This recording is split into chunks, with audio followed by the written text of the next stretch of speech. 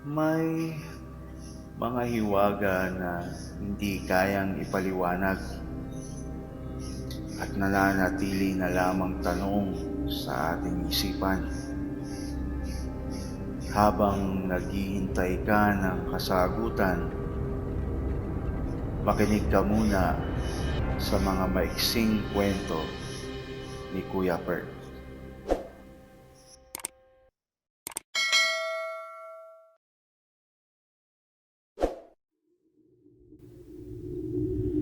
Si Lila at ang kanyang sumpa.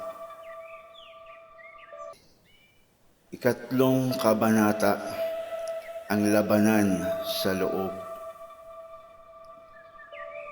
Habang ang tinig mula sa salamin ay patuloy na umuukit sa kanyang isipan, naramdaman ni Lila na parang may puwersa na pilit siyang hinahatak pabalik sa dilim.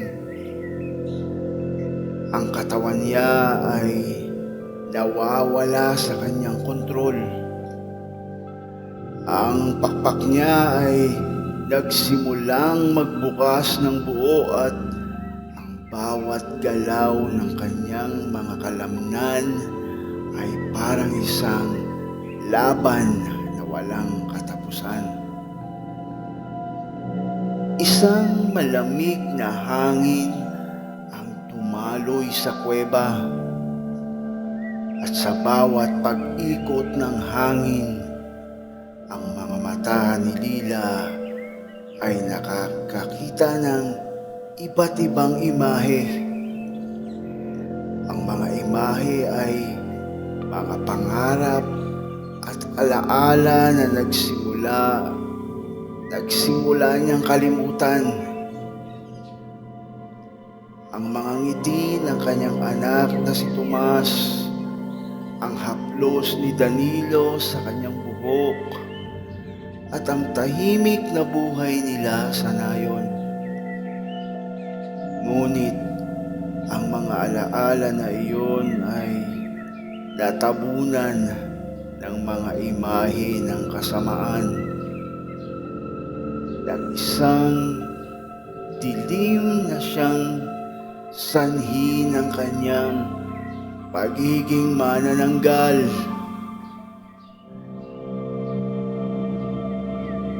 Matatakot ka ba? Tanong ng tinig mula sa salamin.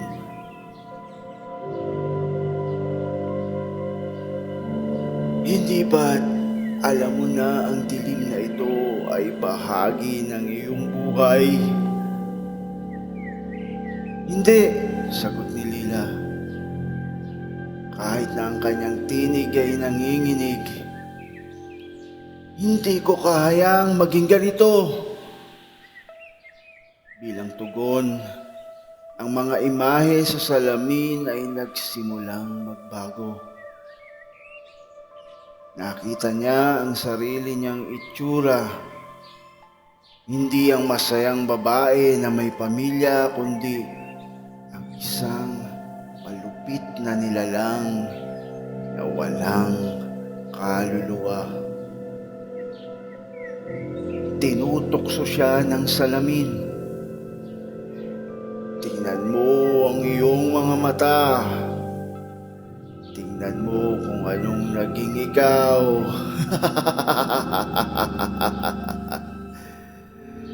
Si Lila ay napako sa harap ng salamin. Ang kanyang mga mata ay namumugto sa pagluha, pero bago siya tuluyang sumuko, may isang bagay na nagningning sa loob ng kanyang puso. Ang pagmamahal sa kanyang pamilya. Isang malakas na tinig ng kanyang anak ang bumangon sa kanyang isipan. Mama, kailangan kita, sabi ni Tomas. Ang mga salitang iyon ang nagbigay lakas kay Lila. Sa isang iglap, ang kanyang mga pakpak ay nagsimulang maglaho. Muli siyang nagdasal at humiling sa matandang babae sa harap ng altar. Tulungan mo ako, ibalik mo ako sa tamang landas. Nagbigay ang matandang babae ng isang malalim na buntong hininga at sa kanyang mga kamay, isang liwanag ang nagsimulang sumikat mula sa kanyang palad. Ang puno ng liwanag ay hindi magbibigay sa iyo ng sagot, Lila. Ang sagot ay nasa sarili mo. Ang iyong lakas ay hindi manggagaling sa pagbabalik sa iyong dating buhay, kundi sa iyong kakayahang tanggapin at baguhin ang iyong kabalaran. Ang matanda ay lumapit kay Lila at inilagay ang kamay sa kanyang noo. Isang malamlam na liwanag ang kumalat mula sa matanda. At si Lila ay naramdaman ang kakaibang init na dumaloy sa kanyang katawan. Ang init na iyon ay ang pagnanais na ipaglaban ang tama na hindi kailanman tatalikuran. Ang pagmamahal na siyang magpapalaya sa kanya mula sa dilim. Subalit, bago matapos ang ritual, naramdaman ni Lila ang isang matinding sakit. Ang kanyang katawan ay muli itong nawalan ng kontrol at nakita niyang ang kanyang mga pakpak ay naglabas ng mga itim na ulap. Ang dilim ay patuloy na umaabot sa kanya. "Huwag mong kalimutan," sinabi ng matandang babae.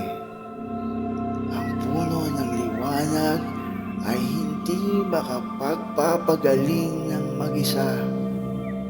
Kailangan mong maging matatag." Bigla, ang liwanag mula sa salamin ay naging napakaliit at naging isang makislap na bituin. Si Lila ay muling nagdasal. "Hindi ako titigil.